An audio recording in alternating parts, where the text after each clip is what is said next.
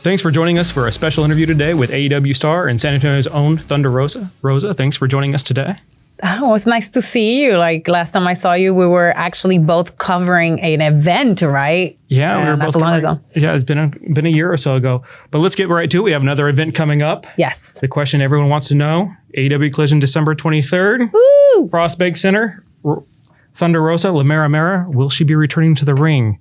Are we waiting on a phone call? What's your status? I'll be in attendance. That's what you have to know. I'll be in attendance. You'll be in attendance with a wink. All right. Will you be? Well, I'm going to be there. Of course, I'm going to be there in San Antonio. I cannot miss this one. It's the first one at the Frostbank Center. Hopefully one of many.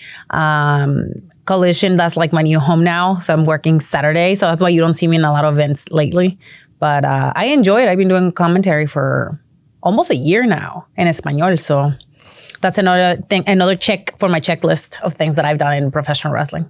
Yeah, you've been doing the commentary, but you've been out of action for about 16 months now. And more than a year ago, I had to vacate the AEW Women's Championship. Yes. How hard was that decision to step away? And when you were kind of at the height of your career? It was very hard. It was very hard, but yes, sometimes you just have to take care of your health. Health comes first. You only have one body. And I didn't understand, honestly, how injured I was until like I saw the MRIs and stuff. It didn't hit me until I was not able to do a lot of activities, such as running, such as walking without pain, such as sitting without pain, going to sleep without pain. So those are the things, like, because you're on the road all the time and you're like on the go. You just feel like pain is part of like, you know, the package. And when you're not, you cannot do very simple things like carrying over 5 pounds over your head. And that's when, you know, you're like, yeah, like you need to slow down. If you can't carry 5 pounds, you certainly can't suplex someone. No, exactly. So I think that was a life lesson. Life just tried to slow me down a little bit. All right. And what exactly was the injury that it's kind of kept you out so long? If you can detail kind of what you kind of went through. So it was one tear on the L4 and L5, along with some herniations. And there is one more thing. I can't remember. I can't remember the name exactly of it, but it was when your spine, the hole that you have in your spine, it has a nerves and stuff. It gets like, because the herniations are inside too. Mm-hmm. So when you do certain movements, it gets so swollen that it kind of like shuts down and you don't have a lot of space. So you feel like numbness in your leg and in like pain. So that's going to be there probably for a while. Was there ever a time when you're doing the rehab and you just kind of thought the run is over, I'm not going to make it back? Yeah, I think so. There was a couple of times where I'm like, I don't know if this is, you know, like the pain is so much that you don't know if it's worth it, or you feel like it's never gonna end. Especially when the first 3-4 months, it was very painful when you're like having to go back and getting epidurals all the time. That was really rough. And you know, when it's that tough, and you come off, you know, winning the title, you know, and you know everything you've been through in life, whether it's, you know, coming from Mexico and having that part time away from your parents and stuff, was it hard to kind of have that disconnect where you went from instant success where, I mean, if you see last time we were in San Antonio, the parade streams down, everything's coming, you know, people cheering, it's probably the craziest the Freemans might have ever been. And then 3 months later, pain, and you can't do that. And how hard was that mentally to overcome? I think it was, for me, I think the most difficult part, it wasn't so much the wrestling part. It was how I've been so physically active for so long. And that's like an outlet that you have to like, you know, run away from your problems and stuff like that. And now you don't even have that. So you have to like recreate yourself. And I think for me, during the injury time, that's when I really like took time to stay back and like really look at what things I was really good at that I didn't know I was really good at, like singing, like broadcasting, like commentating, like actually utilizing my voice, right? Because at moments you feel like people don't want to hear you, but all the stuff that I've done is like utilizing my voice, utilizing other skills that I have in English and in Spanish. So although it was painful physically and mentally, like it really, this is like another way in where I forge myself as Melissa Cervantes, as like, you know, the smart woman that is behind the makeup and the woman that now is doing like speaking engagements in California with student athletes, student speaking engagements in Mexico with students, just about success and becoming. I wouldn't say successful in one day or another, but it was more like what hard work will take you and what you need to do to, follow your dreams no matter what happens, right? So I think that was very important for me, that part of the recovery, which was like redefining who I was as a person. All right. And during that time, you did do the Spanish announcing as we discussed, and you're also part of Busted Open Radio. Just tell me a little bit about that and how that came about and why you think that's kind of helped your career. Busted Open was an opportunity that was brought up to me while I think it was like right after I became the champion right after I became the champion, there was an opportunity for me to become a broadcaster in Sirius XM. And Dave LaGreca felt that there was the need for diversity and representation. And he wanted to bring more women into the mix. And who else than to bring one of the most controversial women with a microphone, Thunder Rosa. So, and it worked. It worked, I guess. It also worked as a platform for me to like really tell my story and just say it out with my voice. I think it's very important that with everything that is in the background, that you have an outlet and where you can say your stuff, like I've used on my YouTube, where you can get it on YouTube, Thunder Rosa 22, on all my social handles. You can watch all my stuff there. I'm pretty open. I'm a pretty open book. And I mean, it has helped me a lot on developing my speaking skills. Really, English as a second learner, it's been difficult sometimes pronouncing and like developing my ideas in my brain, because in my brain it makes sense, but when I am communicating them, it's like they don't come out as I would like to. But in the last year and a half, like it's been a lot easier for me to utilize this tool, which is the voice, in a positive way, because I like to talk about just wrestling in general. And I think it is important that we give a perspective of a woman. And I'm not the only woman there. Mickie James is also there. She's a veteran at WWE Impact, and she's been all over the world. And it's interesting, like the two versions that we have, because she's been in the business for a lot longer than I have. And we come from two different backgrounds. So it's very, very interesting. And right now I love working Fridays. I've learned so much. I met so many new people. We cover different things. And again, it's just open my job opportunities in the future, if in case that I don't decide to continue to wrestle forever. So I love it. I am very thankful to Dave LaGreca and AEW for the opportunity. All right. Now that you're a little bit pain-free, you've been able to do some things too. I saw that you participated in the Rock and Roll Marathon in San Antonio this past It wasn't the marathon. Okay. It was the Turkey Strout. The Turkey Strout. Okay. Which, oh my God. It was, yeah. I don't think I'm going to run anymore. Just let's put it that way. Those are one of the things in where I'm like, okay, what is that I can and cannot do? Long distance running, not as much. I cannot do that. But it was a lot of fun. It's my second year doing it. I did it last year, actually, because I was given permission by my doctors. Like they were like, yeah, you are okay to do it.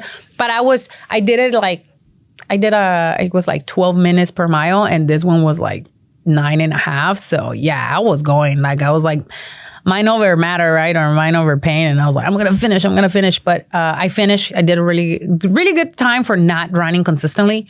So, but now it's just like, all right, I'm just going to use a bicycle. But a good example of that your body's coming back to normal. Oh, absolutely. That's why for me it was so important to do it, because that's one of the things that I used to do. I don't know if you follow me on my social media or on my YouTube.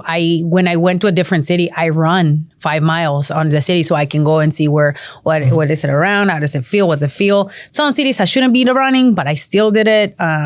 It's just different, like, because you get to see the city with a different lens.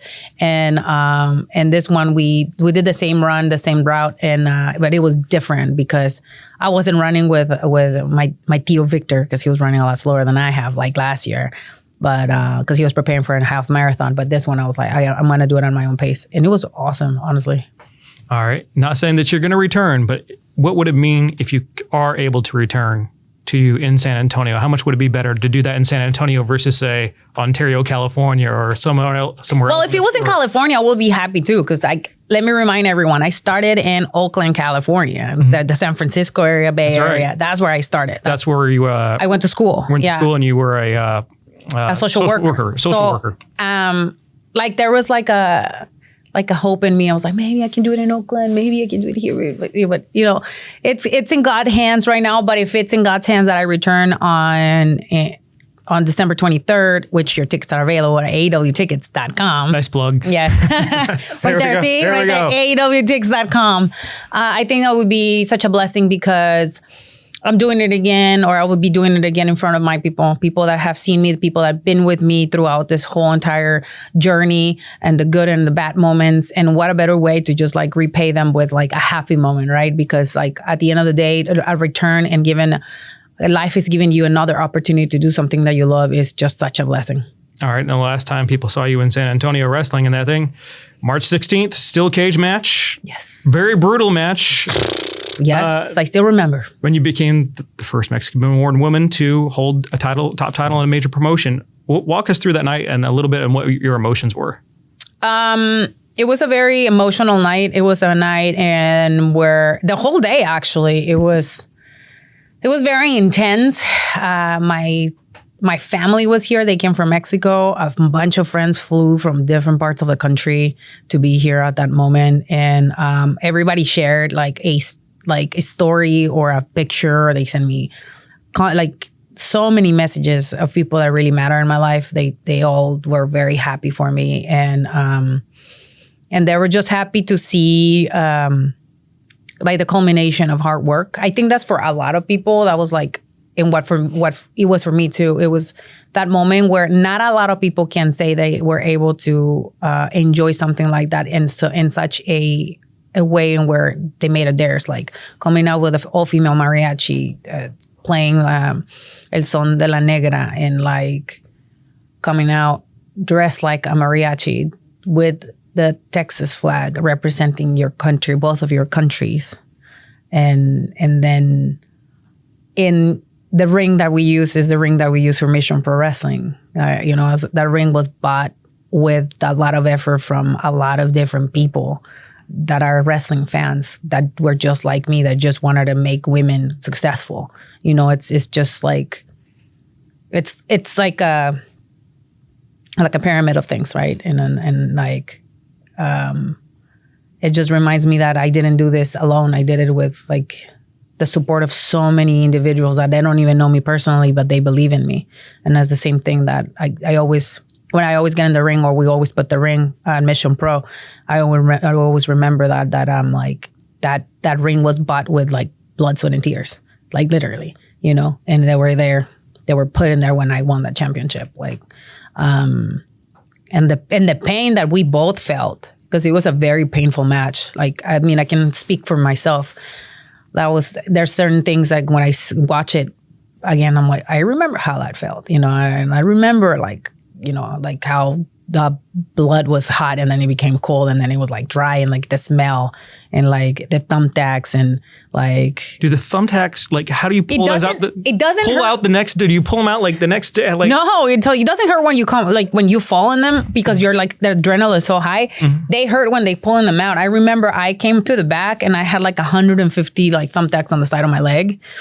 And like I was hugging somebody and somebody's pulling out thumbtacks. I don't remember feeling anything. I remember feeling it the next day, or like 5 hours later when the adrenaline like came down and I was like, oh my God, pain is real, you know? But it was a beautiful, beautiful moment just to be able to share it again with my dad, who I don't know if I'm going to be able to like share a moment like that again, and where it was so huge. And it was like, and with my family that were watching at home in San Diego, in Tijuana, and so many other fans all over the world who told me that they were watching Dynamite that night, you know, and that they come to me during the signings and they're like, I was crying when you were crying when you win that championship. It's like, I don't know if I'm going to be able to like top that moment in my career, maybe with something else. Maybe when I start singing in a major stadium on my first tour, which that's another goal that I have because I'm a singer too. And I think that will be the moment. Were you surprised or by the reaction of the crowd that night and how behind you they were? I mean, it was I mean, I've been to a few AEW shows. I think that was by far the loudest reaction that I have ever been a part of in a wrestling thing. And I've been to some bigger shows. It was very loud in that building. At the moment, like during that year, like the Thunder Pop, they call it the Thunder Pop, it was pretty intense. Like it was very, very intense. People were really behind Thunder Rosa. I am hoping that those who were behind me continue to stay behind me. And even if I have a mixed reaction, that's a reaction because you guys care about what I have to say. You guys care what I do and what I don't do. So in that, to me, right there is how you do wrestling right. I saw EC getting her ass kicked on Saturday, and one girl was crying and pacing back and forth because she was in pain to see her favorite wrestler being in pain. And then it reminded me too, when I made people cry and when I make people pissed to the point of where they block me on social media because they hate me. That right there is professional wrestling. All right. Well, let's move to your top feud then a little bit. The woman you faced that day, Britt Baker, the Joker to your Batman, or the Batman to your Joker, depending on the fandom there. She's also been out of file. What made that feud so strong, and probably the strongest of the AEW women's division has had? I think it took time to develop the story from when we first started feuding after my match with Serena Deeb for the NWA title, and how unraveled. I think you need a really good heel who can be nasty at times with your baby face to really do something like that. But also the fact that people were really behind me for because they like Thunder Rosa. I like how feisty she was. I like how she didn't take no shits from anybody. I didn't know if we can curse or not, but I just did. So, and I think it felt very personal at times. And when we did the Lights Out match and how it was received by the fans, I think that's one. And the fact that win did not count. That kind of like, we're like, well, it's not fair, you know? But in reality, it was fair because I was not part of AEW. I was still signed with NWA. And for me, that was a humongous platform forever and ever and ever. And regardless if there was differences between her and I, we made history, and you can erase that. You cannot erase that because people looked at women's wrestling at a totally different way with a different lens. And then we won the match of the year, a women's match. That haven't happened in when? Never. Exactly. So I'm very proud of what we were able to accomplish, and I'm very proud of what I went through, and like the experiences that I experienced made me the person that I am now, and made me stronger than I was before, mentally and physically. I look completely different, and what people are gonna see when I return, it's a completely different Thunder Rosa. All right. Speaking of that, return, you've never really lost the title. I did not. You had to give it up. You must have your sights on getting it back since you never lost it. Right now we have timeless Toni Storm. The cheater out there. I call her the cheater Toni Storm. How do you win a match with a metal thing on your butt? Like, how do you do that?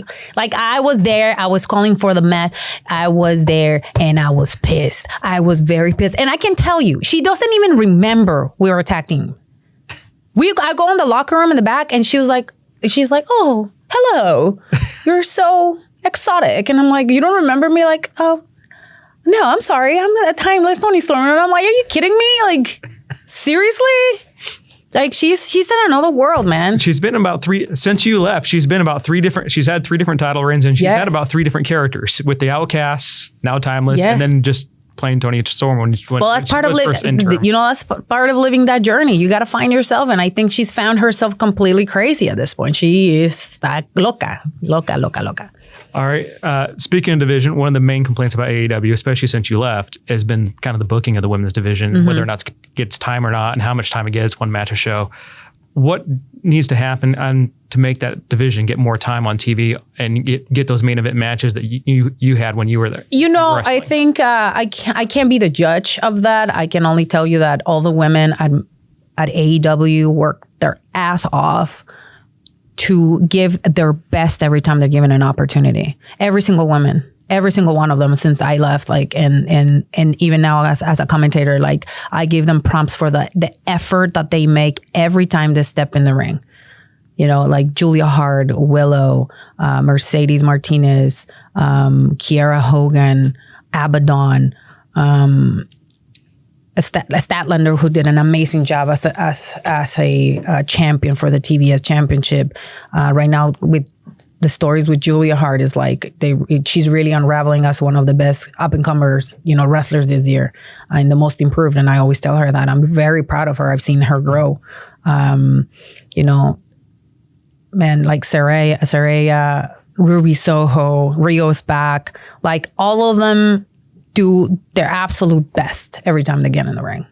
So, and I'm just like, again, every time I'm calling the matches, another one, Emi Sakura. Like Emi Sakura, every time she faced any of the champions, whoever they, they switch to, the matches are bangers. Emi Sakura is one of the best wrestlers and underrated wrestlers at AEW. I cannot wait when I'm having an opportunity to have a match with Emi Sakura. So it's like they're out there putting the best that they can, and I'm super proud of every single one of them. All right. You spoke a little bit how important women's wrestling is to you. You run. We've kind of mentioned it before. Mission Pro Wrestling, yes. Your women's only promotion you run. Why did you start that, and how important is it to have a promotion out there like that? Well, we started in 2019, and it was just for fun. My husband, Brian, was running it with Jeremiah, my homeboy, and then the 2020 Me Too situation happened, and it was his idea to like build it into all women's promotion, and he put me on the front, and we just make a bunch of phone calls, and we brought a lot of the girls in that were feeling a certain type of way. And our first show was like a lot of our homegirls flying from Chicago, Florida, California, all the places to make a difference, right?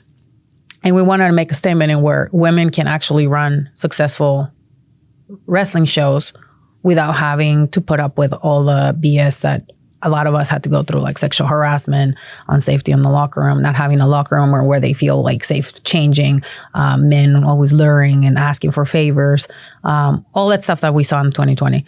And that developed into a point in where it is very important for us to have a platform in where they can develop and they can have really, really good matches. And I know people are watching from many different promotions, and where some of our talent with the work that they've done with us and, in other opportunities, they were able to be seen by bigger companies, and they were able to have tryouts.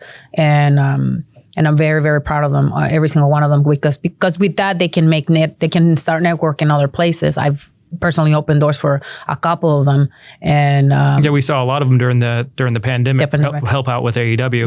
Yes. And it was up to them if they were going to continue with like their hard work and, their ethics. So some of them were able to get into really, really good promotions, and now they're becoming superstars, and we're very, very proud of them. Some of them, life took them to other places, but they can always feel like Mission Pro is a place where they can come back and have fun and pass on the knowledge. And we're very, very proud that we've run 32 shows in the last 4 years now, and we're ahead to run another 7 shows this year, and we're trying to grow and trying to do something a little bit bigger and come out of San Antonio. It's been really hard because my schedule's gotten a lot, busier with all the other stuff that I'm doing. But the focus is always still on empowering women and letting them know that there's a space for them to like be excellent. For me, I gave a speech.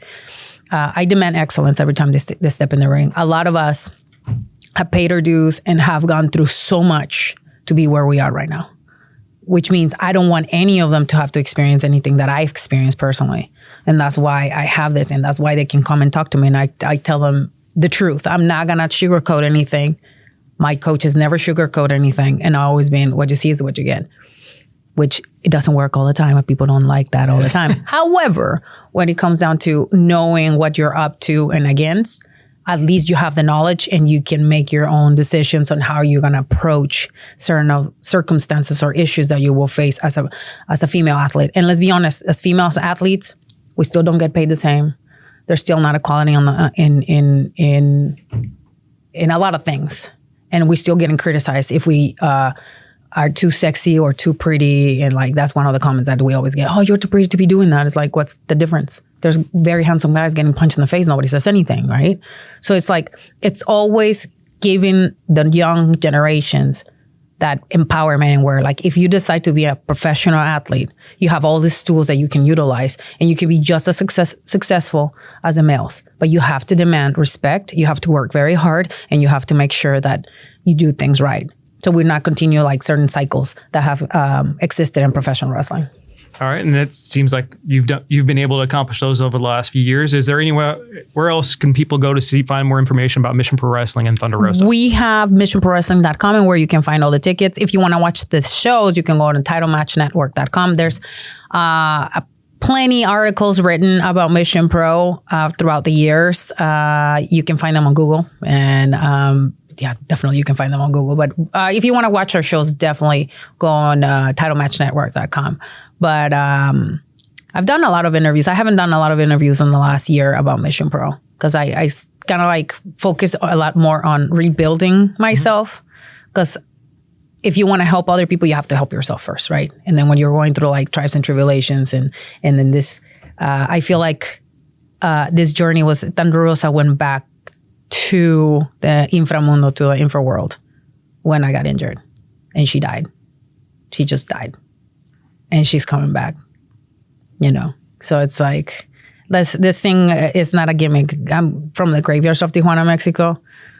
I am, and I came from like, I don't know where she was, and she's coming back little by little, kind of like the Day of the Dead.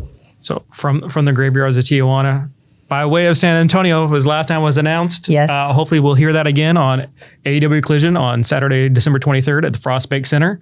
Hopefully we'll be seeing you there. You said you'll be there. I'm going to be in attendance. Maybe we'll see you in the ring. Maybe we won't. Hopefully. Well, a lot of people want to see you there. You get to see Ricky, Big Bill, one of my favorites, the House of Black. Lots. You know, Julia Hart, the agent, CJ Perry, who I'm going to teach her Spanish for sure. Andrade El Idolo, the father of the year.